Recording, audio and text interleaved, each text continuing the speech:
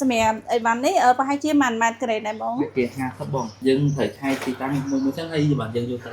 ដាក់នៅទីតាំងប្រួយខាងនេះពុកម៉ែបងប្អូនថ្ងៃនេះក្រុមការងារក្រវ៉ាន់បានមកតម្លើងជាមួយនៅបូរីអូខេ 6A អញ្ចឹងក្រុមការងារគាត់កំពុងតែធ្វើការទៀងទាត់អីវ៉ាន់ទៅលើទីតាំងនីមួយៗសួស្ដីបងសម្រាប់អីវ៉ាន់នេះប្រហែលជា1ម៉ែត្រក្រេតដែរបងវាគេ50បងហើយចំពោះមុននឹងយើងតម្លើងយើងត្រូវឆែកខ្នាតសិនអូឆែកទៅតាមទីតាំងនីមួយៗសិនដែរបងបាទយើងត្រូវឆែកទីតាំងមួយចឹងហើយបាទយើងយកទៅដាក់នៅទីតាំងប្រួយខាងនេះចាអញ្ចឹងពុកម៉ែបងប្អូនអញ្ចឹងក្រុមការងារគាត់កំពុងតែធ្វើការឆែកអីវ៉ាន់ទៅតាមទីតាំងនីមួយៗដើម្បីធ្វើការតម្លើងជូនភ្ញៀវសម្រាប់ក្រុមការងារគាត់បានឆែកអីវ៉ាន់រួចរាល់ហើយឥឡូវគាត់កំពុងតែរៀបចំតម្លើងទៅតាមទីតាំងភ្ញៀវនីមួយៗនៅជាន់ផ្ទាល់ដីនៅបរិយាអូក្ដី 6A អញ្ចឹងពុកម៉ែបងប្អូនអាច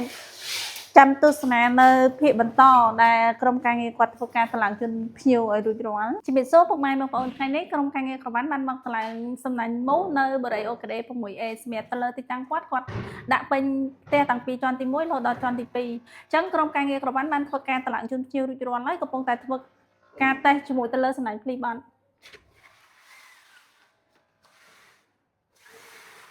សម្រាប់ទៅលើសំណាញ់ភ្លីបន់នេះអាចការពារទៅលើមូសសត្វល្អិតផ្សេងៗនិងខ្យល់ចេញចូលបាន60%ផងដែរបងអាចការពារទៅលើធូលីដីបាន40%ទៅ50%បង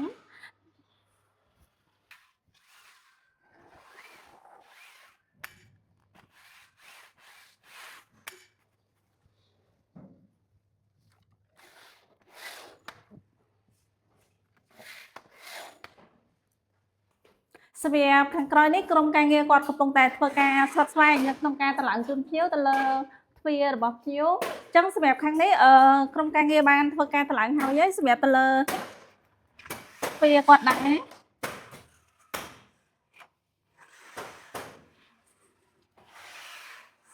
អញ្ចឹងសម្រាប់ជាន់ទី1នៅជាន់តដីនៅទ្វារមួយទៀតបានក្រុមការងារគាត់ធ្វើការតម្លើងជូនភ្ញៀវហើយអញ្ចឹងពុកម៉ែបងប្អូនអាចទៅទស្សនានៅជាន់ទី2បន្ថែមទៀតបានពុកម៉ែបងប្អូនសម្រាប់ជាន់ទី2នៅបរិយាអូក្ដី 6A អញ្ចឹងក្រុមការងារគាត់បានបញ្ចប់ការងារបើហើយនៅជាន់ទី2ជូនភ្ញៀវទៅលើសំណាញ់ឃ្លីបបត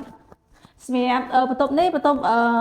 ប់ខាងក្រោយនេះជាន់ទី2អញ្ចឹងសម្រាប់បន្ទប់ខាងក្រោយទៅលើទីតាំងប្រួយគ្រប់ទីតាំងក្រុមការងារក្រវ៉ាន់បានធ្វើការតម្លើងជូនភ្ញៀវរួចរាល់ហើយអញ្ចឹងពុកម៉ែបងប្អូនអាចទស្សនានៅបន្ទប់ខាងមុខ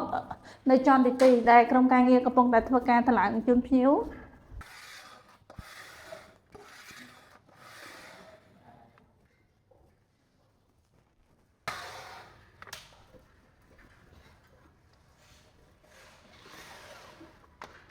ចាពុកម៉ែបងប្អូនសម្រាប់